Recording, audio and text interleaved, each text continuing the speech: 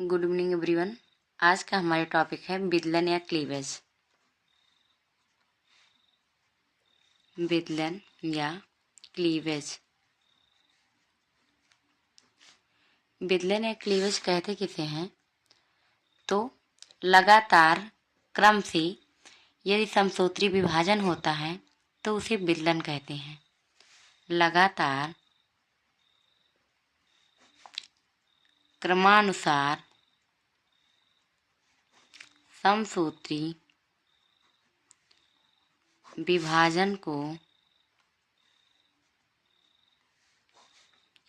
विदलन कहते हैं, क्लीवेज कहते हैं।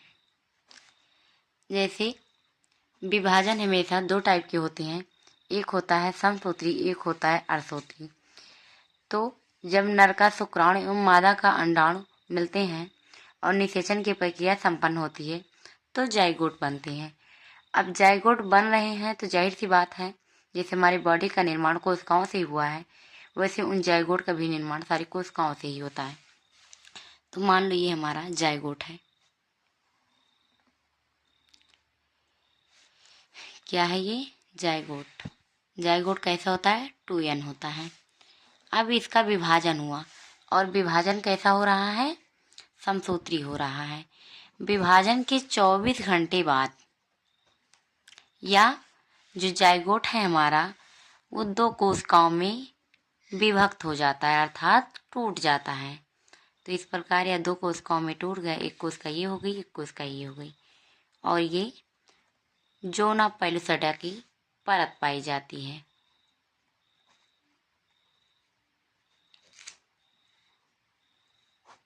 उसके बाद पुनः इसमें विभाजन हुआ तो 10 घंटे बाद यह 4 कोशिकाओं में टूट गया।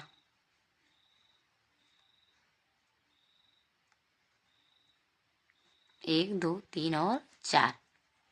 जोना पेलुसिडा की परत सब में उपस्थित रहेगी, ये भी नहीं टूटेगी।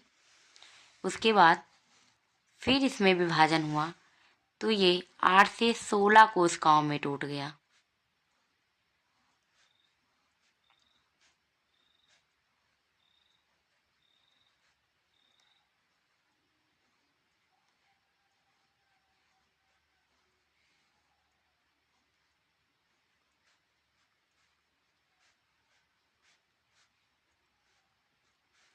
ये 8 से 16 कोशिकाओं में टूट जाता है।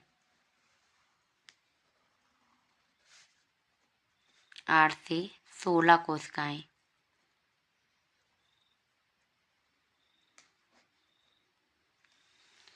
ये 8 से 16 कोशिकाओं में पहले 4 कोशिकाओं में टूटा, अब ये 8 से 16 कोशिकाओं में पुनः इसका विभाजन हुआ तो ये 32 कोशिकाओं में टूट जाता है।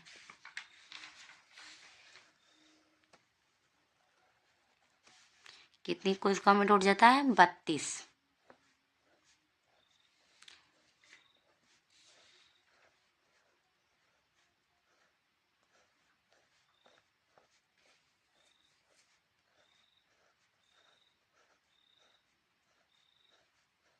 मैं इसमें काउंटिंग नहीं कर रही हूँ, मैं लिख दे रही हूँ, आप लोग समझ जाइएगा कि ये 32 कोशिकाओं में टूट जाता है।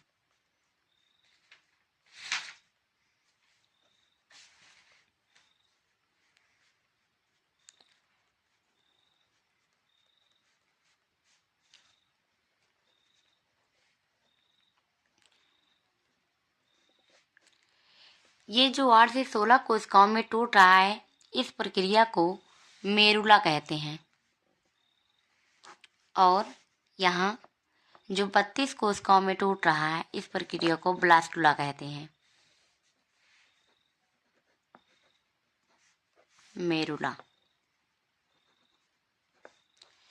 देखो इसमें क्रम से विभाजन हो रहा है, पहले 2 कोशिकाओं में विभाजित हुआ, फिर 4, फिर 8, 8 से 16, फिर 16 से 32। ये क्रम से इसका विभाजन हो रहा है। इसमें क्या होता है, कोशिकाओं की संख्या बढ़ जाती है। कोशिकाओं की संख्या बढ़ रही है। देखो यहाँ से 2 हुआ, फिर 4, फिर 8, फिर 16, फिर 32। कोशिकाओं की संख्या बढ़ जाती है, लेकिन इसका आकार क्या होता है?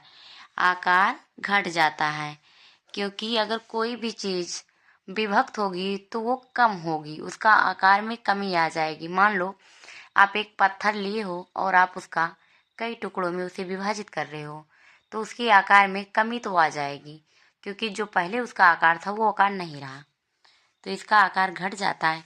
और ये सब किस कारण होता है? जोना पेलुसिडा की उपस्थिति के कारण होता है। ये जो बाहर की परत पाई जा रही है उसी की उपस्थिति के कारण होता है।